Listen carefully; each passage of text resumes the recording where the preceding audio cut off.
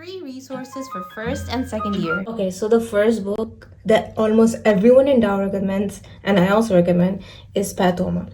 Now, the question I always had in first year is, what's the point of going through this book when I'm already watching the videos?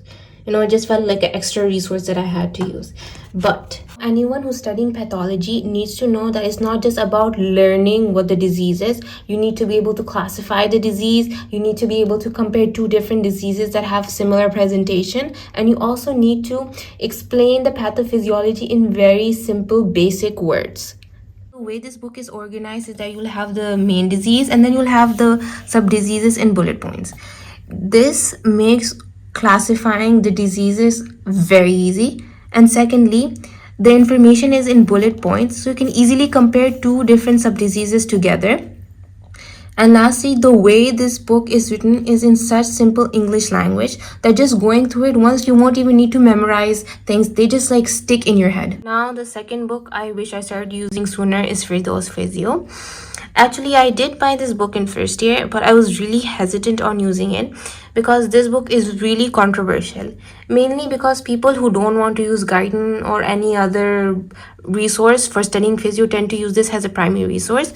But if you look at the way this book is organized, you can almost tell immediately it's kind of like a bunch of flashcards together where you have the term and then you have the definition.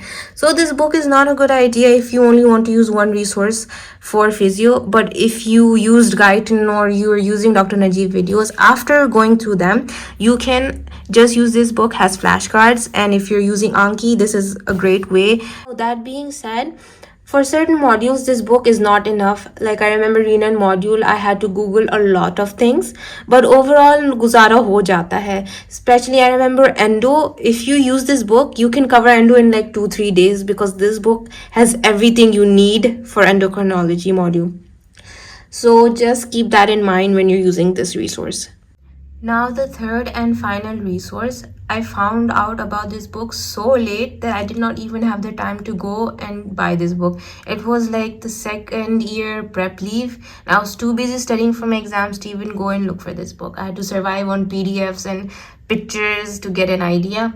But if you're in first and second year, I would 100% say to go and definitely buy this book. I think this is the cover, like the second edition or something like this.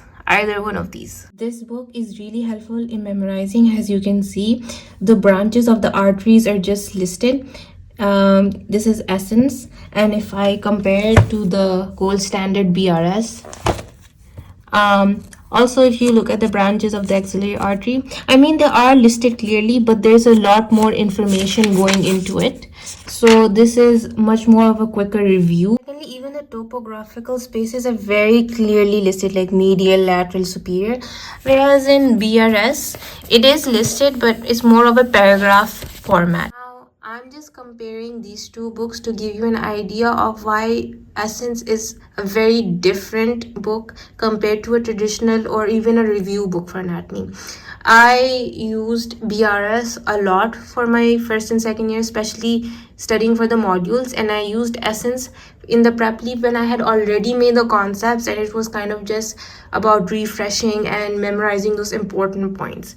So BRS is still like the top, one of the top resources for anatomy worldwide.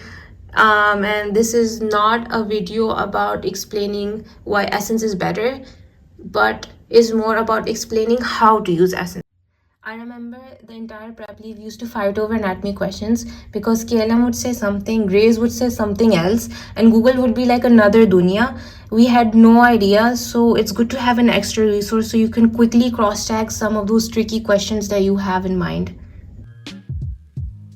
Now tell me your golden resource for med school in the comments down below so we can all help each other out. And I hope you liked the video. Please like, comment, and subscribe. And bye.